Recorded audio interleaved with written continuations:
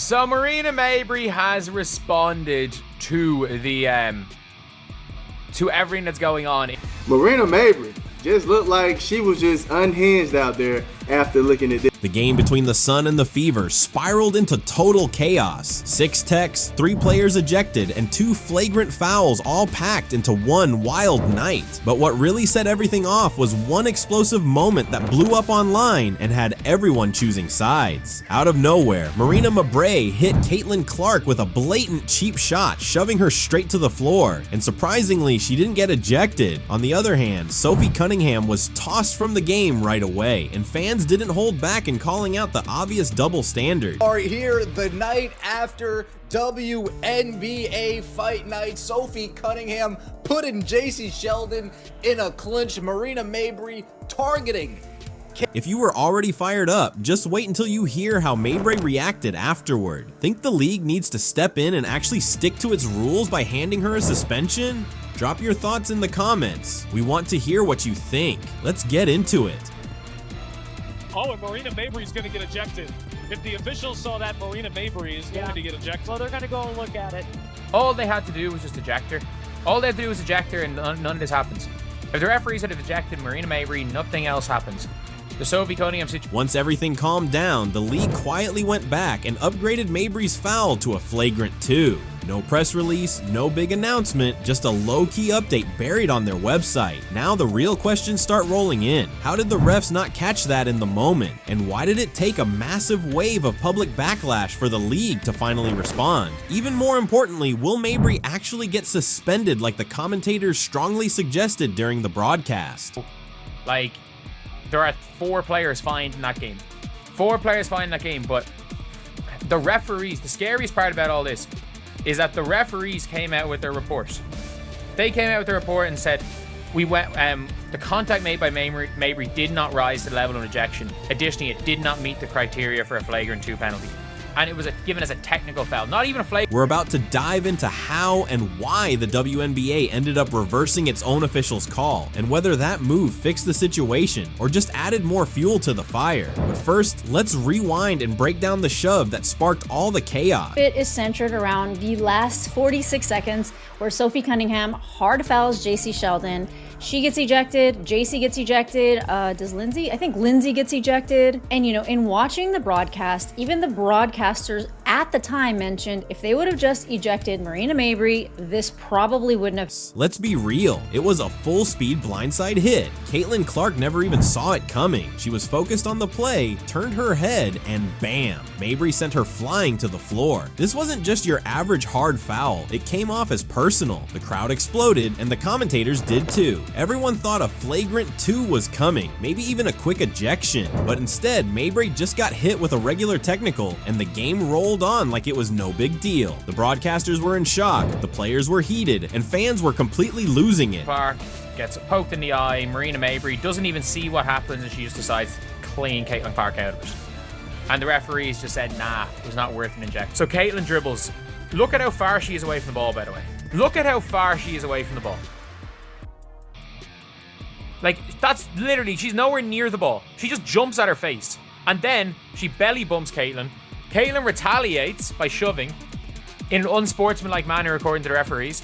And then Marina Mabrey comes from nowhere. Within minutes, the clip was everywhere. Social media lit up with the same question over and over. How is she still in the game? What were the refs even watching? And it wasn't just Clark's fans speaking up. Neutral viewers, former players, and analysts all called out how the officials were clearly losing control of the game. The frustration only grew when you looked at the other calls that night. Sophie Cunningham was ejected immediately for a physical play that didn't even come close to what Mabrey did. Just how far JC Sheldon is away from the ball. The ball's here. She's hitting Caitlin Clark in the face here. If you guys are looking at my cursor. I'm sorry I can't make this bigger. Well, I gotta tell you, the Chicago Sky are one of the worst basketball teams I've ever seen. And today, their coach literally just waved the white flag. He quit. He literally just said, Phoenix Mercury, destroy us even more than you're destroying us right now. The Chicago Sky aren't just having a rough time, they're stuck in one of the worst season starts in WNBA history, sitting at a sad 3 wins and 9 losses. But even that rough record didn't prepare anyone for the complete collapse they had against the Phoenix Mercury. This wasn't just a bad game, it looked like they gave up entirely. Coach Tyler Marsh hit the panic button during the third quarter and pulled the entire starting lineup like he was trying to escape a disaster. It didn't look like a tactical move, it looked like he was just trying to stop the bleeding. And right in the middle of all this chaos, Angel Reese, the player they've been counting on to lead the team, stuck in what's turning into a nightmare of a season. Oh my God, this team is garbage. Golly. Man, Angel Reese with a triple single, 9 points, 2 assists, 2 rebounds. She was a minus 25. Angel Reese, part 43. Let's get it. National TV stinker. Uh-oh. For tantrum. Bang! She only took 1 shot in the game because her teammates refused to give her the ball. On the bright side, at least she has a podcast. Am I right? Bang! Sure, just take your sweet old time getting back on D, huh? Know where to be. It's 5 o'clock somewhere. Look at that. Team player. Put her to the All-Star game. Bang! Now let's back it up a bit. The Sky came into that game already in a downward spiral, having dropped 5 of their last 6 matchups. They were averaging a brutal 18.9 turnovers per game, the worst in the league. That's not just careless basketball. That's like trying to perform heart surgery while wearing boxing gloves. This team isn't just out of sync. They've completely lost track of the playbook. This team stinks. Angel Reese not even in top 10 in all-star voting. This team stinks. A triple single, and y'all was out there ranting and raving, talking about her all-star. She should be an all-star. Like, man, come on, bro. Come on, man.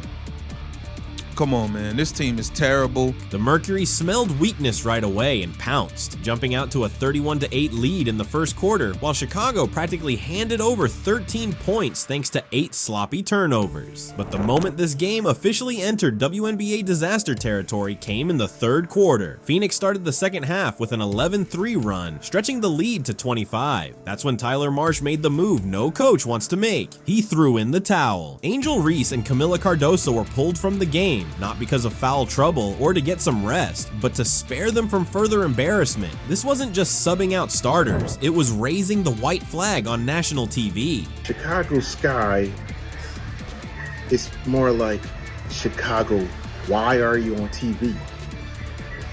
Like, they're embarrassment, bro. There's a reason why the Indiana Fever are on TV all the time, because they actually have a good product, when they have a good game, even a bad game, they're still actually fun to watch. This is horrible. Chicago Sky is an embarrassment, bro. The WNBA definitely screwed up having this game as a national televised game. They screwed up. The Mercury, by the way, came out playing like everything was on the line, knocking down shots at a scorching 56.5% overall and an incredible 57.1% from 3. Sammy Whitcomb turned into a human torch in the second quarter, draining 5 threes like she was just messing around at a carnival game. By the final buzzer, Phoenix had racked up their first 100-point game of the season, while Chicago crumbled under the pressure, finishing with 21 turnovers and just 86 points. This wasn't a game. It was a straight-up masterclass. But, like, they could lose this game by 40. Like, I don't know. I don't know what is wrong with this team. Because today it wasn't even... I don't even think that this was an effort thing. Like, I don't even think this was an effort problem. But, at the end of the day, like, they're just not. The real show didn't end with the final score. Nope, the comedy rolled right into the post game. Angel Reese tried to spin the mess into a motivational moment. Even though she shot a career worst 31.3% from the field, she stepped up to the mic and gave what sounded like a TED Talk on staying composed and trusting the process. In her eyes, this wasn't a blowout, it was a lesson in character. She talked about effort, energy, and staying focused, even though she only pulled down 2 rebounds and got outworked on the boards by players half her size. In a game where her team lost by 21, she was a team leading a minus 25. We're still trying to post up in 2025. Spread it out like butter. Butter pecan. Only had 2 rebounds, and you're about to witness one of them. How about that? Athlete. Bang! ESPN graphic, by the way. We're on a generational run. Bang! In your first shot, 6 minutes into the third quarter. I don't care if it went in. Disgusting. How about it? Bang! Give it to her. This is a nice first team all cardio performance. She got her 10K steps in. Olé! Olé!